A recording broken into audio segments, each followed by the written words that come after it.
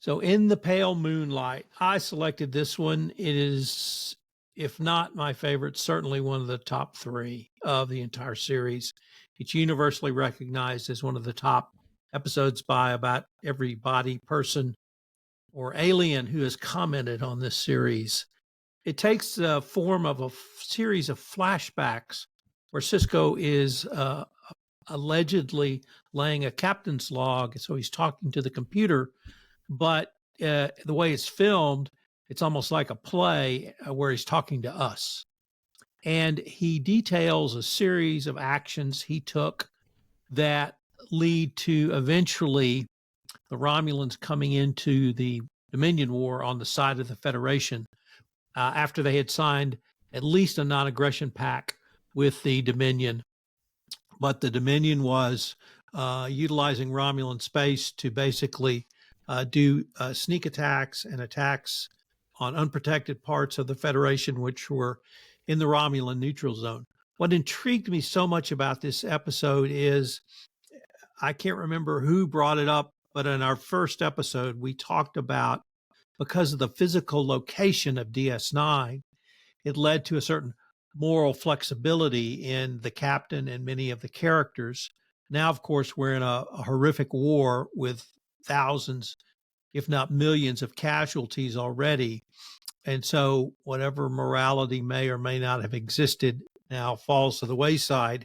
And we see, in my mind, this happening to Sisko. And I had to watch it several times. I enjoyed it so much.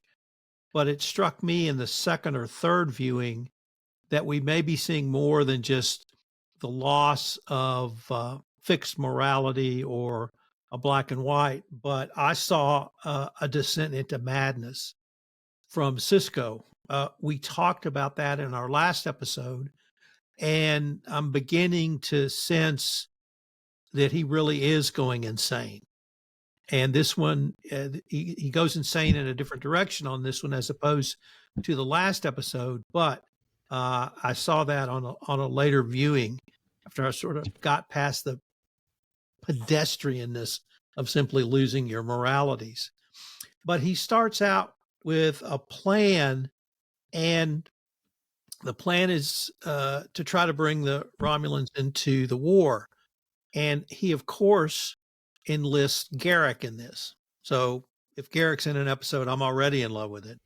But it's Garak at his near finest, perhaps up into the last episode where he returns to Cardassian from his self-imposed or other imposed exile. And it's Garak really guides Sisko as to how a false flag operation can work, could work, and should work. And the plan is to, first the plan is to steal top secret plans out of Cardassia that the Cardassians and the Dominion are planning to attack the Romulan Empire. And I could never tell if they determined those plans didn't exist, or if they did, they could not get to them because all of Garak's contacts on Cardassia Prime that he reached out to make inquiries about getting these plans were mysteriously executed within 24 hours. So somebody watching Garak.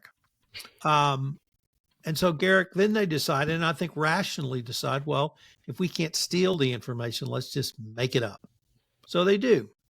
And they create a false image or a recording of an image where Weyoun and Damar and one other Cardassian representative are discussing tangible, coherent battle plans for the attack on the Romulan Empire.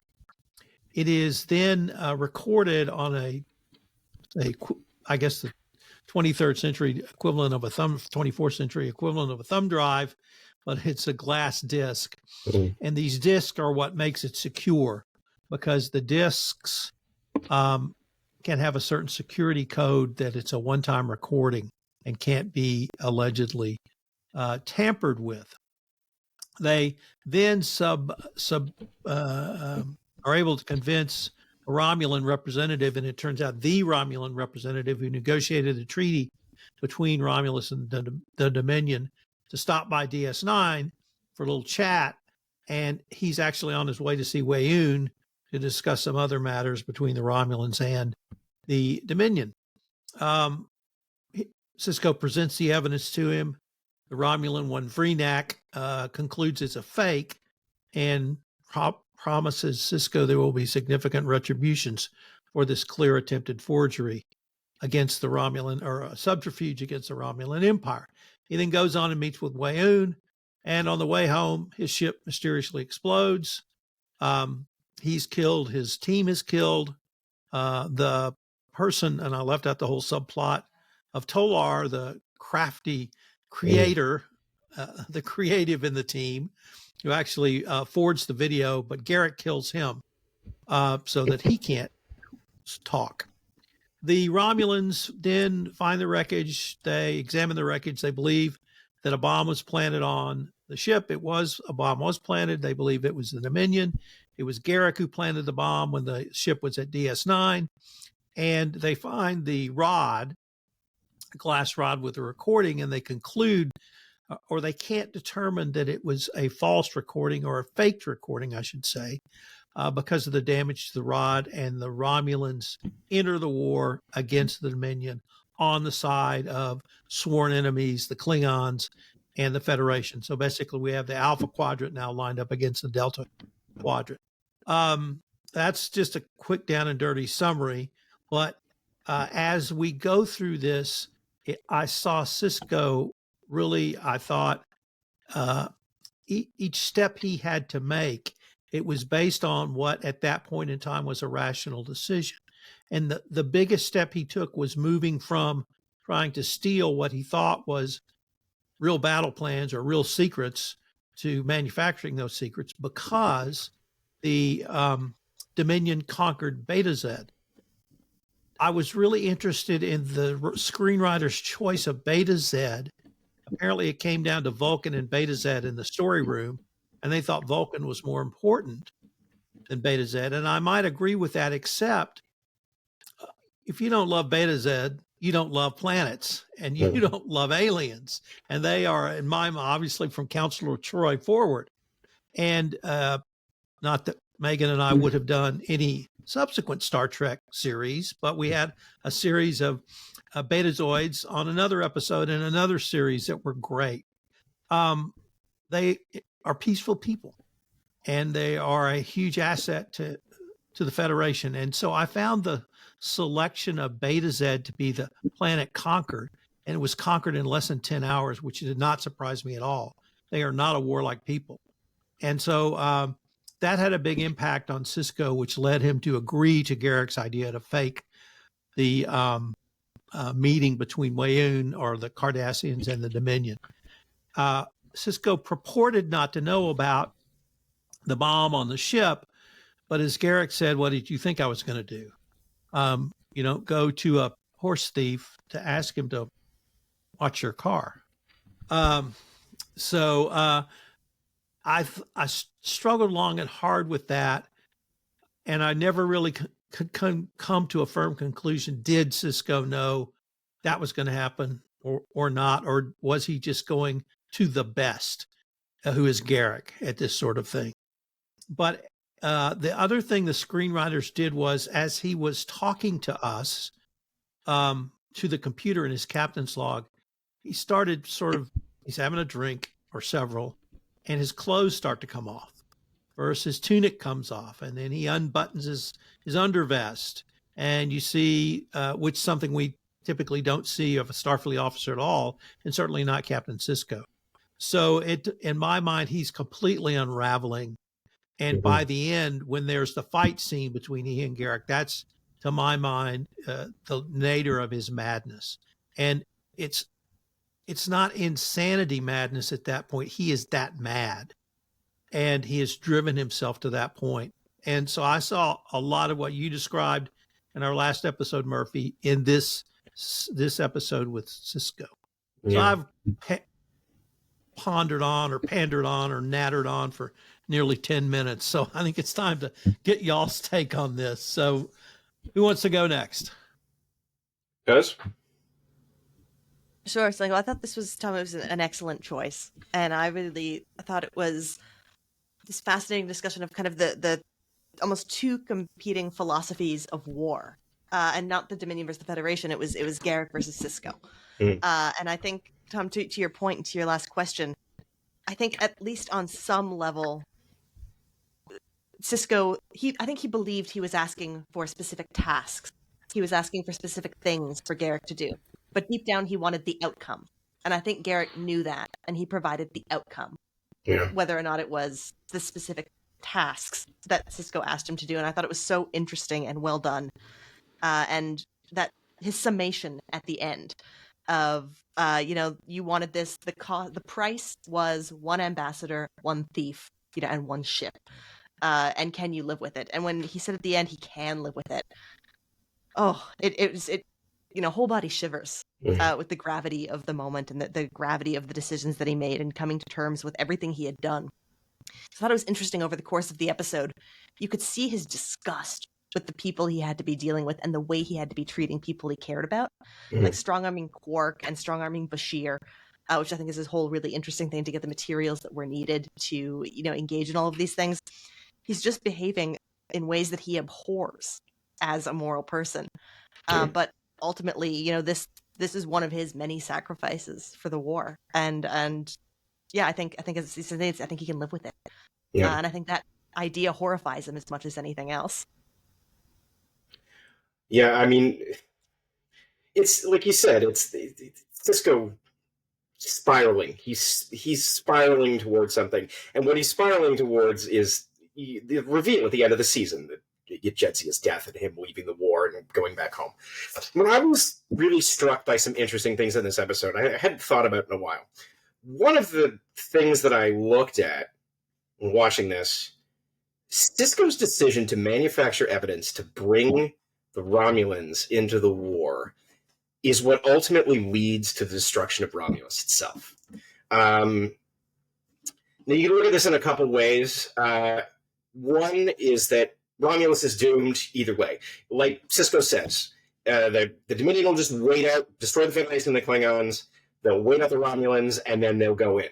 The Founder says to Garak in an earlier episode, when we didn't really talk about I think maybe we did, the Tal Shiar and the Obsidian Order going into the Gamma Quadrant and obliterating the Founder's home planet and the Founders knowing about it and, stopping this operation. So a while passes, and then Garak meets up with the female changeling, and he wants to know what happened to the survivors, the Cardassian and Romulan survivors. And she very bluntly tells him they're dead. And he's like, all of them? And she's like, they're dead, you're dead, Cardassia is dead.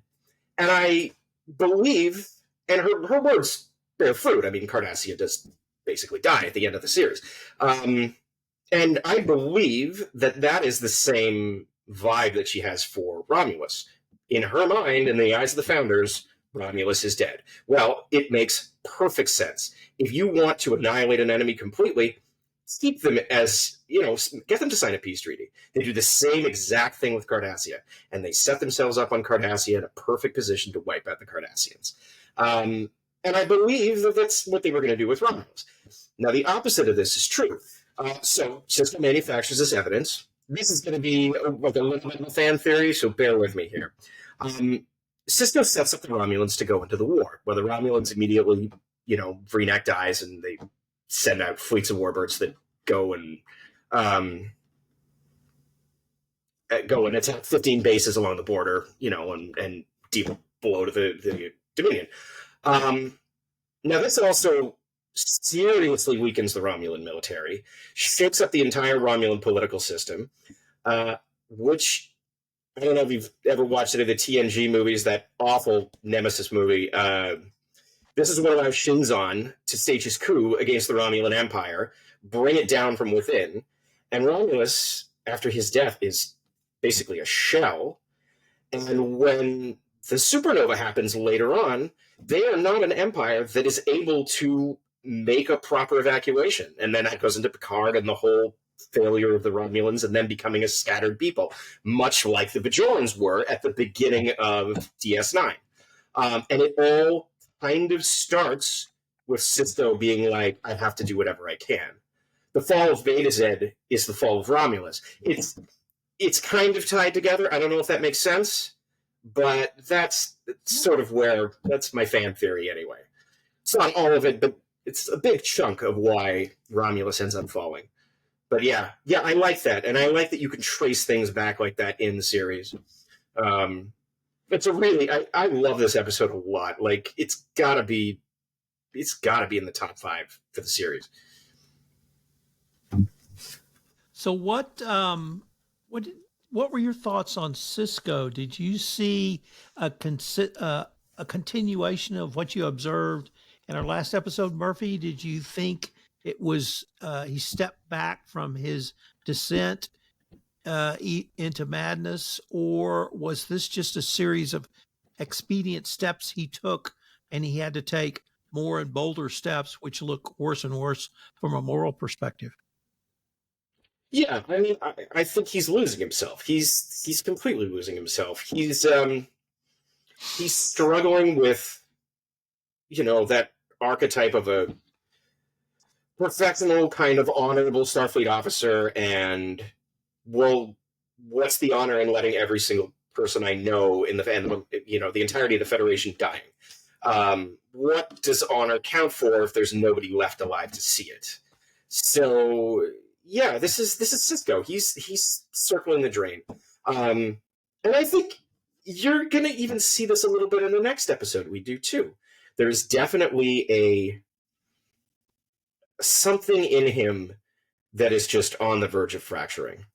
And to call back something I talked about last time, when Sisko was going to sacrifice his son when the reckoning happened, this is part of that.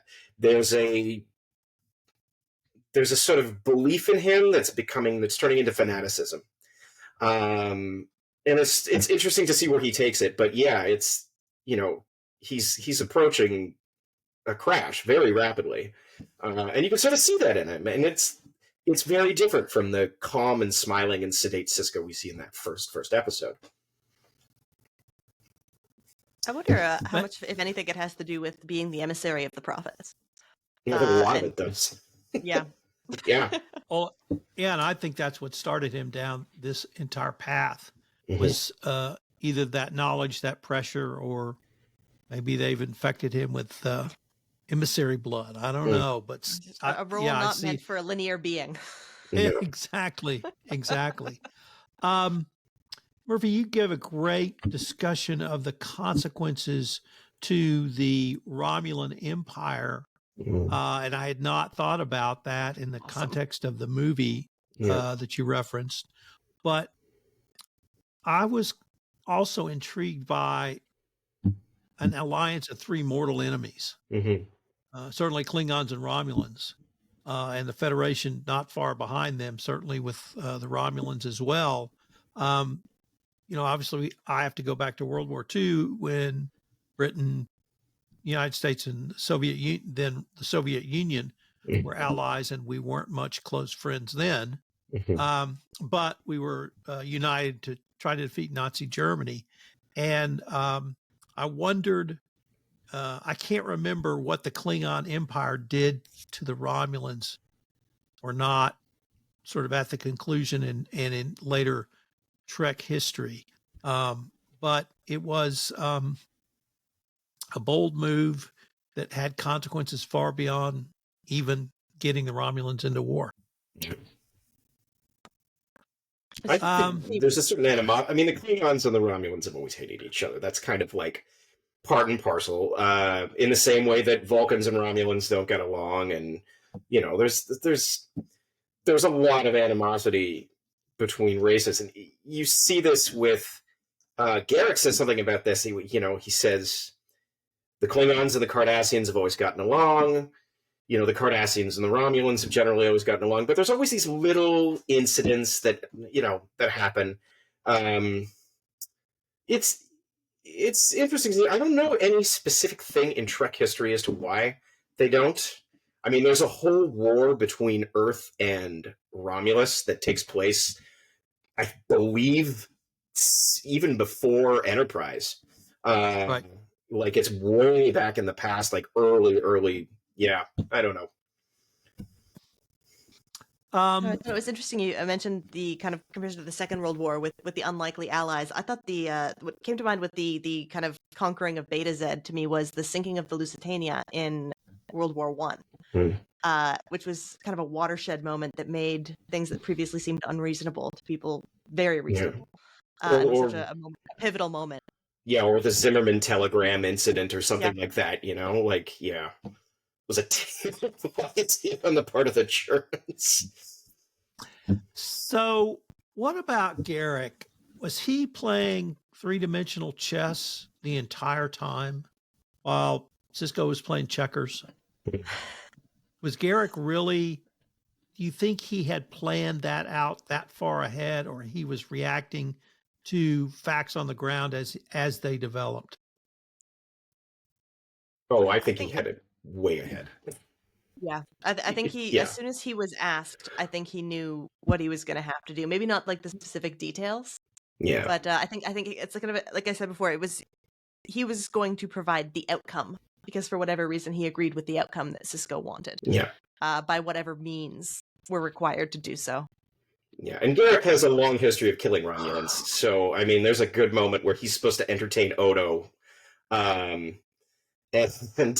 he tells him all about his days working as a gardener at the Cardassian embassy on Romulus, and how his specialty was a certain type of orchid that can be synthesized into a poison.